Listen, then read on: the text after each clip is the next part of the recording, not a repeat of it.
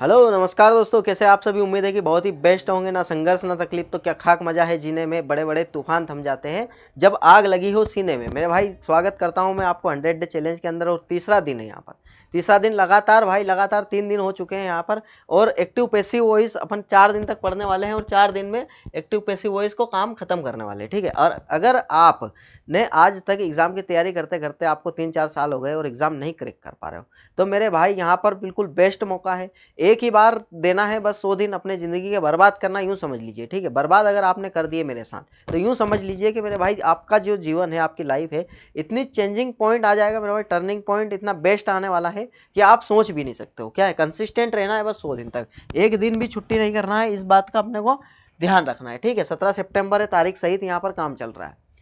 5 questions में लेकर आया हूँ आपके लिए भाई। एक्टिव टू पैसिव, देखो इधर सुनो, एक्टिव से पैसिव में बदलना है। दे राइट लेटर। अब मैंने क्या बोला था, इसका अपने को जो बेसिक स्ट्रक्चर है वो क्या है मेरे भाई, सब्जेक्ट, सब्जेक्ट है ना, उसके बाद इज एम आर,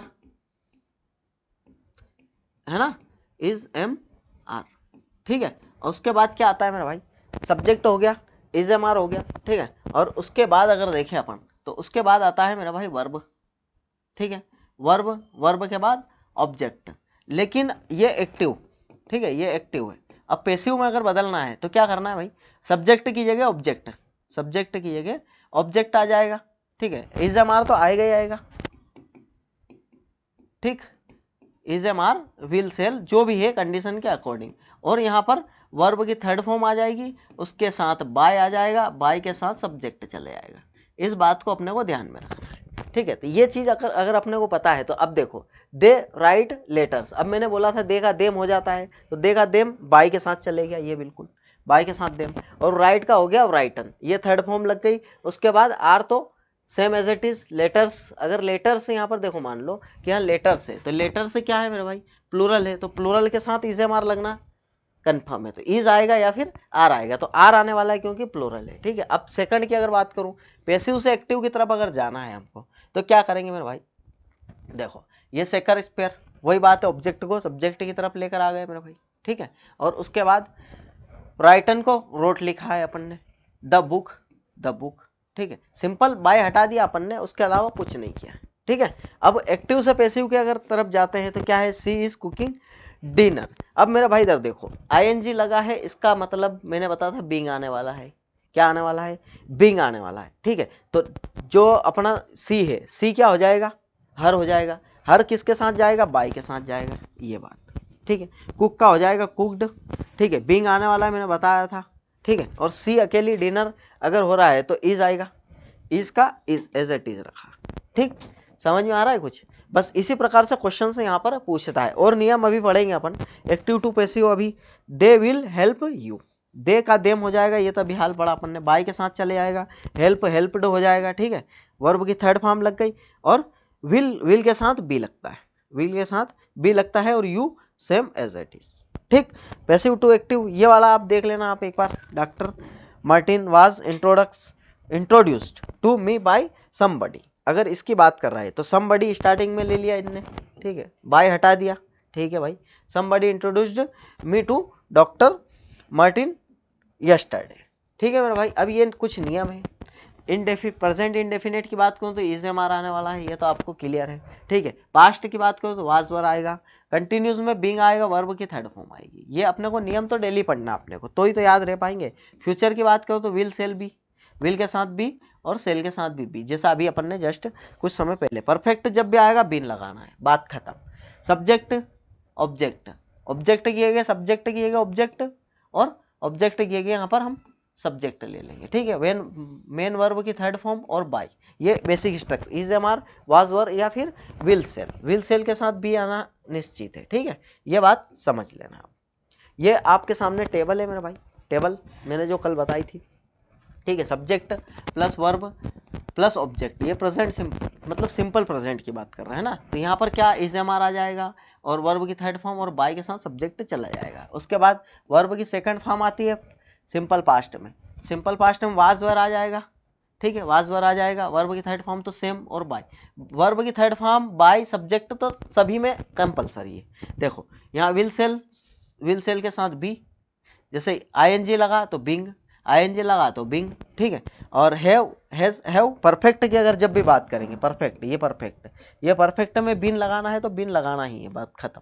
ये समझ में आ गई बात? क्लियर हो अगर तो चलते हैं भाई नेक्स्ट अपन। ये देखो मैंने बताया था कि एक्टिव वॉइस सब्जेक्ट पे ऑब्जेक्ट हो जाता है, क्या हो जाता है मेरा भाई पैसिव में?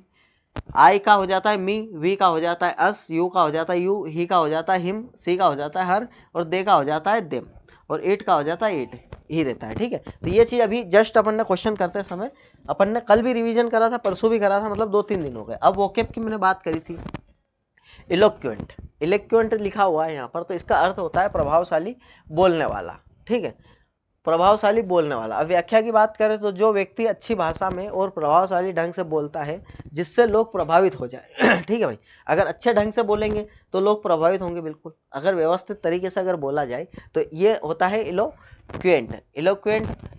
इलोक्वेंट होता है। उसके बाद अगर उदाहरण की अगर बात करूँ मैं तो सी gave an eloquent speech that moved everyone, भाई उसने एक प्रभावशाली भाषण दिया जिससे सभी को प्रभावित किया, ठीक है। अब सेकंड की अगर बात करूं मैं तो सेकंड है रेसिलिएंट। रेसिलिएंट क्या है मैं? लचीला कठिन परिस्थितियों में उभरने वाला, ठीक है मेरे भाई। तो कठिन परिस्थितियों में उभरने वाले की अगर बात करें तो जो मुश्किलों या असफलताओं से जल्दी उभर सके, मजबूत बना सके, ठीक है, ये चीज़ है रेसिलिएंट, ठीक है। ये वर्ड याद करना मेरे भाई, 5-5 वर्ड रोज याद करते हैं अपन। अब children are often very resilient and adopt quickly, मतलब बच्चे अक्सर बहुत लचीले होते हैं और जल्दी ढल जाते हैं मेरे भाई, हर चीज़ में जल्दी ढल जाते हैं। अब एम्बिजियोस की बात करें तो एम्बिजियोस कैसा है? अस्पष्ट और 2 अर्थ निकालने वाला मेरे भाई, अस्पष्ट और 2 डबल मीनिंग निकालने वाला, ये बात होती है। व्याख्या ऐसा शब्द या वाक्य जिसका एक से अधिक अर्थ हो, जिससे भ्रम हो सकता है, ठीक है। His statement was ambiguous so people misunderstood it, मतलब उसका बयान अस्पष्ट था इसलिए लोग उसे गलत समझ बैठे, ठीक है। ये चीज़ आप ध्यान रखना। ये वर्ड मतलब थोड़े से अजीब से होते हैं क्योंकि होते ही हैं, एग्जाम में भी ऐसे ही वर्ड पूछे जाते हैं। इनोवेटिव, अब इनोवेटिव की अगर बात करें तो नया सोचने वाला या नवोन्मेषी, ठीक है। अब व्याख्या की बात करें तो जो नए विचार तरीका समाधान लेकर आए और चीज़ों को बेहतर बनाए मेरे भाई, तो नए विचार, नया तरीका, नए समाधान। यह कंपनी अपने नए और रचनात्मक डिजाइनों के लिए जानी जाती है। कौन सी? They company is known for its innovative designs, ठीक है। अब मेटिकुलस की बात करें तो बारीकी से ध्यान रखने वाला या सावधानी पूर्वक, मेटिकुलस, ठीक है। व्याख्या जो काम को बहुत ही ध्यान से और छोटी छोटी बातों पर ध्यान देकर करता है, he is meticulous in his work and never makes mistake, मतलब वह अपने काम को बहुत ही सावधानी बरतता है और कभी गलती नहीं करता है, ठीक है मेरे भाई। तो ये 5 वर्ड थे मेरे भाई, मेटिकुलस, इनोवेटिव, और उसके पहले क्या थे मेरे भाई? उसके पहले ये 3 वर्ड, ठीक है, एम्बिजियस और रेसिलिएंट और इलोक्वेंट, ठीक है। अब इलोक्वेंट का प्रभावशाली बोलने वाला, ठीक है, रेसिलिएंट का लचीला, और एम्बिजियस का अस्पष्ट, तो जो अर्थ 2 अर्थ निकालने वाला, ठीक है। और इनोवेटिव की बात करो, नया सोचने वाला मेरे भाई, इनोवेशन, इनोवेटिव, ठीक है। और मेटिकुलस की बात करें तो बारीकी से ध्यान रखने वाला, सावधानी पूर्वक ध्यान रखने वाला, ठीक है मेरे भाई। तो यहाँ पर अपनी क्लास खत्म होती है और मिलते हैं अपन नेक्स्ट क्लास में मेरे भाई, ठीक है। तो बने रही, धन्यवाद।